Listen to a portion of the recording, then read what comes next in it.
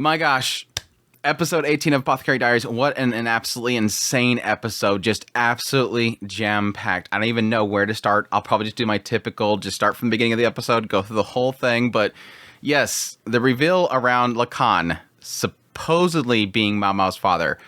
I don't think that's going to be the case. I still don't think that's going to be the case. But yes, this other lady and the seemingly the disconnect that Maomao is trying to make with her. Again, the assumption has been made that this lady in the annex is Maomao's mother. And I think because of their relationship, it seems like Maomao is pushing her away. But she's still taking care of her.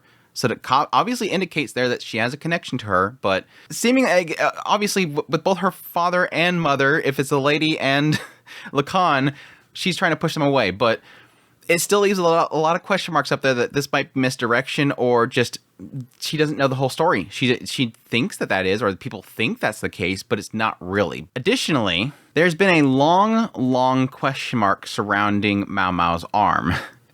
Initially, the impression was that she is trying medicine on herself and poisons on herself, and thus she gets this rash and she's been working on it. With syphilis coming into the picture and obviously the effects that it has had on possibly her mother or this person that she knows, this lady, I'm now starting to wonder if she has syphilis. Now, by contracting it by birth, I'm not sure if she would have lived this long unless it was just in incubation after she was born and now it's coming out. The other possibility here is that she took the syphilis upon herself to look for a cure for this lady. Now that's going to be really tragic because they haven't indicated that they have a cure for it. She said that if they caught it earlier, then her father could have cured it, maybe when it was in incubation. But now that it's spread so much and obviously has attacked her mind, the chances of her surviving at this point is just not very likely. And even if she does survive, she's destroyed at this point. Her mind has probably been being eaten up so much by it. But it is a question mark that if at some point we're going to find out that rash starts spreading and this is going to be like the thing that's going to be, crap, we got to find a cure now. And are we going to lose her? Obviously not because she's the main character, but who knows? Let's just jump into it. Yes, opening up the episode with the aftermath of Jinshi asking such a deplorable question. And yes, Jinshi going to this location, but Maomao does not want to go with her because it's obviously a place with courtesans or escorts or whatever. And her going there as this, noble lady's daughter or whatever, it might bring up question marks. But the interesting thing is when she walks away, this is the question mark. Because Jinshi, yes, finds out that, oh crap, I didn't really realize that they want me to meet there and what was going on there. And obviously, Maomao's not happy about me going to a place like that. The question mark that I had was when Maomao walks away, she says, good, I did it. Pulled it off with no apparent emotion. Enjoy yourself, good sir. I have two different question marks here. Is she saying that she pulled it off with no emotion in not responding emotionally to the question mark of how to, yes, lower the value of a courtesan? Or is she hiding her emotions about Jinshi going to that place? Because it seemed like she was a little upset by the idea that he was going there. So this could be that first sign that she does technically like Jinshi and she's a little bit upset that he's going there. But I don't see that being the case. I don't see her being... I have not gotten enough indication that she cares about Jinshi that much. So it could be more in the fact that she hid her emotions about what happened to, again, this lady in the annex that she doesn't want to call her mother or whatever. That question mark is so close to home to her that she didn't hide her emotion. Let's be perfectly honest, but it still technically adds to there. But yes, following the scene, oof. Everything in this episode is a massive oof. But yes, her dream of a person going to stab her when she was a child, which yes, is this lady, and yes, apparently tried to kill her at some point. And she says that she thought about that memory because of the conversation she had. So that, I guess, right there is obviously indicating this lady in the annex, that's her mother, she birthed her at some point, probably hates her, wanted to kill her, and that's why she's dredging up these memories because of what Jinshi asked her. So again, it kind of is connecting everything, at least from that perspective. All of what we've kind of been piecing together is kind of being solidified, and it being this memory seems to solidify it the most. But yes, she was asked by Loman to go to the Verdigris house to deliver something, and when she gets there, meets Pyron. The grandmother is apparently trying to push pied her in to do something or make a decision. It could be choosing a person, make a decision about what she's doing forward, but it's kind of left vague. But yes, Maomao goes to the annex and gives some medicine to this lady. And I'm not going to call her lady anymore. I'm going to call her mother. I do think it's very critical about the fact that she's calling her lady. This lady had dealing with this. This lady went through this. This lady always lashes out at me whenever I come in the door. This lady always gets really angry and yells at me to leave. But she doesn't have that energy anymore. She no longer, maybe possibly doesn't have her memories. She's decayed so much that she no longer remembers me. Whatever it is, she's this lady. And I think it's heartbreaking, obviously. And I don't blame Maomao, because it obviously seems to be indicating that this lady, her mother, if it is her mother, hates her, doesn't want her, is trying to push her away. Now, the question mark is going to become, is it because of what she's gone through, what Lacan did to her? Is it because of the disease itself, rotted away her mind, like a sort of a dementia or whatever that kind of ate away? She said it was syphilis, but she's also talking about that degradation that's happening with her, and she's sort of nuts. Either way, she kind of points out it's incredible that she has a place to stay.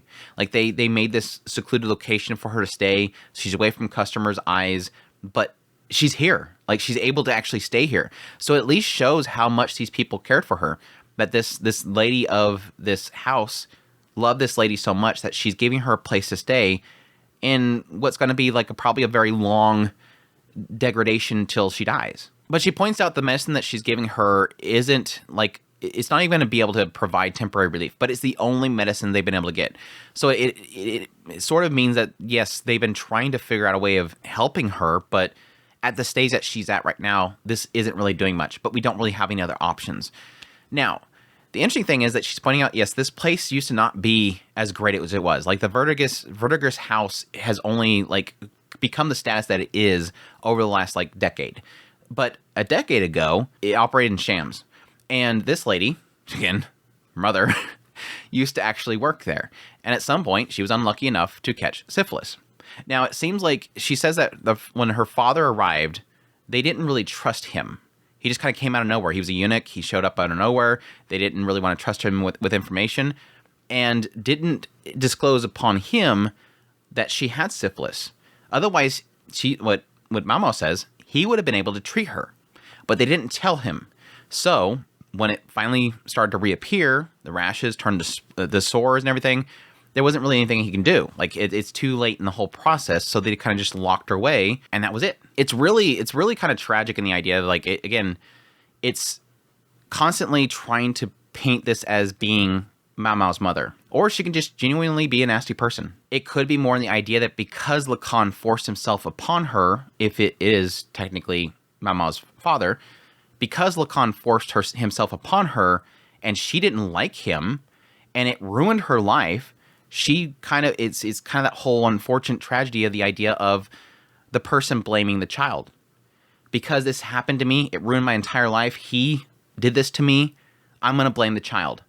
And again, it could be also the disease itself. I don't want this, I really don't. I mean, either way it's tragic.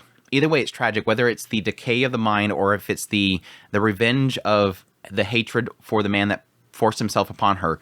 Either way it's tragic, but it's more heartbreaking the idea that she did blame Maomao for this, or at least turn that revenge upon her and just kind of, again, abused her, tried to kill her, and pushed her away. But, it hurt. It hurt. It hurt. Watch it. Even still, it hurts to see this person just like a shell, just whittling away, has nothing in there. It looks like she was actually placing the rocks in a formation of actually playing a game. And it's, I don't know if it's the intent here, but it kind of indicates the idea that, yes, Lacan came to the Vertis house again. Like, he came and dropped by there. Like, the old lady's like, yeah, he's got a really crazy nose on himself to know that Maomao was there. Like, he probably has an informant or something that says that Maomao's at the place right now. Go check him out. And yeah, the old lady's like, crap, he knows he's here. Go tell Maomao to stay in that room. But I kind of wonder in the fact that it showed, her placing down the rocks. And he was there at some point, that if she knew that he was coming by and she was preparing to play a game with him, Oh, that's just what a screwed, really heartbreaking episode. It was a tough one to get through, especially this whole segment here. Having lost somebody that a father, in a sort of similar sense here, with the kind of the mind deteriorating over time, and it hurts to watch, and it more hurts to know that there was this problem between the two of them. Like Maomao calls her stupid, like you idiot, like whatever, or baka. It's not really that harsh, but fool is essentially you foolish woman. But not a happy little segment there, and even following it when she kind of gets dragged out by Mei's talking about her future, trying to look for, possibly that someone, need to wait a little bit longer, sort of indicates that she has her eye on somebody, which I don't know, just the cap and everything doesn't say too much, but obviously it might be somebody that we actually know, might be somebody else, but she's waiting for somebody, it seems like. But yeah, just kind of taking her around there, having a nice little moment with all the ladies of the house coming together to kind of help her out and, spend some time with her. Made a little passing comment about how, like, if she was still around there, the old lady would probably sell her off. Kind of indicating the idea of, like, the old lady possibly selling Maomao to Lacan. I don't think she was. I think Maomao was making a joke there in the idea that the old lady cares nothing but money, and kind of hints at the idea that, yeah, if she didn't have her job, the old lady would probably sold her off already. Not actually indicating that she would sell her to Lacan. I think Lacan has been trying to get... Well, I mean, it says it later on. Later on, it literally says that Lacan was trying to buy her, was trying to get Maomao, and the old lady wasn't letting him. And then this guy, Jinshi, came in and took his prey. Swiped her out from underneath him. So yes, right there it kind of indicates that yes, Lacan has been trying to get Maomao, and now Maomao is in, the possession of Jinshi, and that's why he's suddenly appearing before Jinshi. You have what I want. Give me what I want, essentially. But yeah, it was a little sad in the bath, talking about in her own mind about how Mei's waiting for that love, and if it is love, that's something that Maomao, left behind in her mother's womb. And again, that does indicate that idea that she was birthed, and by birth, no matter what memory she has, is of this lady literally trying to kill her, which, again, ugh. But yeah, we cut to Jinshi, and I did not expect that place to be having those services. He tricked me, whatever. Again, it kind of indicates the idea that Lacan had planned the direction of that place, and probably to cause a little bit of stir between the two of them. And yes, implanting that question into his head for him to ask. We also had a brief moment of Jinshi and Goshon talking about Lomen. And I'm very surprised that Goshon did not bring up what he found while they were trying to look into the history. Like, that was that whole thing that Maomao was having him look into, and he found this information about a Lomen. And I was curious why he did not bring it up then. Because Jinshi's obviously trying to figure out where that connection is and who this Lomen is, this eunuch that has all these skills, and he used to be a doctor and everything like that. I was surprised that he didn't bring it up at that point. So he tries to give Maomao a gift, says that it's a souvenir from a weirdo, which I think Maomao right there knew what that was, and that it was from the weirdo, and who the weirdo was, which, dude, if you're trying to salvage whatever relationship you have with Maomao because you went to the place that you didn't think you were going, giving her a gift from Klon is not the way to do that.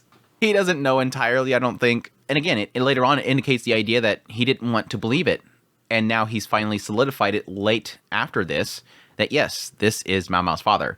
And yes, as we find out, does not like him. She does not like him. But no, we had the scene with the old lady. The old lady is so fantastic. Shuden's like literally trying to shake Maomao and make her realize. She's like, yeah, I heard about your herbs over there. Just get a place from Jinji. He has a vacant room. Just ask him. He'll probably give you a vacant room. And she says, no, I could never do that. I could never put my plants inside of a noble person's room.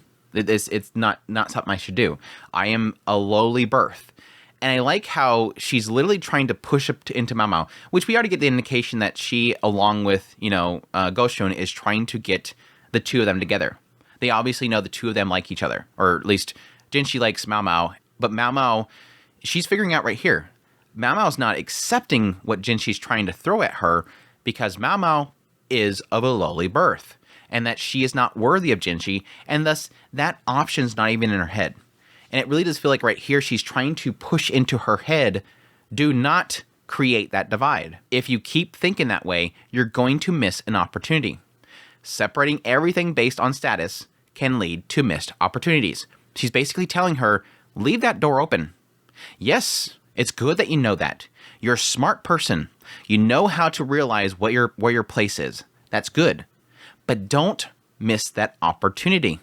There's a chance a door can open. And I wonder if she's saying that out of like experience, or if she's just saying that because strictly like Goshun, they know that Jinshi likes her. But again, love that little lady. There's a little bit of wisdom kind of being thrown on you there. But yeah, Maomao goes to the pharmacy. Looks packed compared to the one in the rear palace. She starts freaking out. Apparently, eventually Kusuriya shows up. She's there to pick up some stuff for a guardhouse. She's apparently working for the military group. So Maomao doesn't realize why Kusuriya doesn't like her, and I'm assuming it's probably going to be because Kusuriya knows that Kusuriya is probably working for Lacan. She probably likes Lacan, but she knows that Lacan is obsessed with Maomao. And I think she doesn't like Maomao because she wants to get his attention, is where I'm kind of drawing my conclusion there.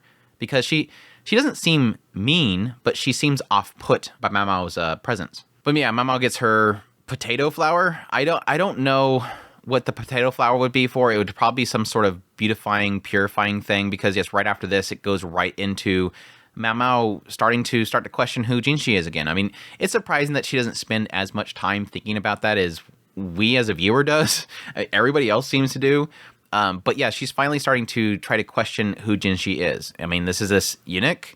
They take these extremely long baths. They burn incense. They have a vegetarian food. All these things that typically are for purifying ceremonies. Wondering why a eunuch would even be allowed to do those types of ceremonial rites. Why, if he is a high-ranking noble, why would he be a eunuch? Does he have the same situation going on with him as Loman? Like, all these question marks she's starting to question, and then that's it again. It's like at least she's kind of trying to piece it together, but at the same time, it always comes to these points where she just kind of stops. Or at least the story kind of stops it. And that's when Lacan shows up to talk to Jinshi again. This little segment right here was pretty much the confirmation point. It just kind of came out of nowhere. He just comes in there. All right, let's continue our conversation from before. Let me tell you everything and lay it all out there. Like, there's no more question anymore. Like, they were trying to kind of spread it out there. They were trying to kind of tease us a bit, but here it just felt like Lacan came in there and just laid down the gavel. I'm done messing around, done dancing around it. Jinshi makes a comment about him playing dirty tricks on him. He says, nope, I don't want to hear that from a thief. There's when it came up.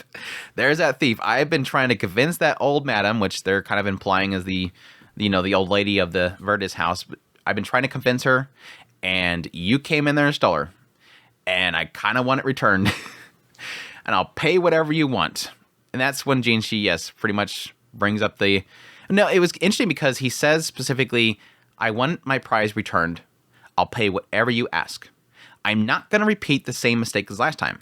Because remember what he said before. His mistake was that he wanted, presumably, Maomao's mother, that lady, wanted her, and he did something to lower its value. And in response, he's right here acknowledging, I broke her. He wanted her, and this kind of explains why he's not going after her. She's in the annex. She's off here. She's decaying. She's dying. So he must have went too far. He broke her. And he's not going to make that mistake again. He's not going to force himself upon Maomao to steal her away. He's going to pay. He'll do whatever. He's going to do it legitly. He wants her. I'm not going to repeat those mistakes. And when Jinshi says, if I refuse, I'll just have to give up. I can only count on one hand how many times I've heard of somebody defying somebody as high rank up as you. Again, solidifying that Jinshi is somebody special. But he says, I'm just concerned with what my daughter would think about this. That's all. And there solidifies, at least from Lacan's perspective, Maomao is his daughter. Now, again, I'm kind of questioning that. I'm wondering if Lacan's even going to be Maomao's father. But I guess in the end of the day, it doesn't really matter. But it just kind of goes against a lot of my theories on Maomao being connected with the royal family somehow, which, I mean, it's either her or it's going to be Jinshi. And I think for sure Jinshi is connected. I just had some thought process that Maomao was going to be some sort of, royalty went and met with her mother and birthed this child. And maybe Lacan was involved in it at the same time, and maybe he thinks that he was the one that impregnated her, and it wasn't the case. There's a million different options there, but at least right here, it's kind of solidifying that, at least Lacan's perspective, that's my daughter. Maomao is my daughter. And it kind of confirms it later on with Jinshi confronting Maomao. This guy wants to meet you. His name is Lacan. And she gives the scariest face possible. And it seems to imply that she doesn't realize she does it. She just kind of has this like terrifying face. He goes, crap, I'll try to get him to go away. And she's like, thank you, and walks away. It doesn't seem like she realized what she did, but he's like, I don't ever want to see that face again. She had this face of like, huh? The hell you talking about? I do not want to see that guy. Do never ask me again. Don't even bring that name up again in my face. I think that's going to be a clear picture to Jinshi. Keep this guy away from her.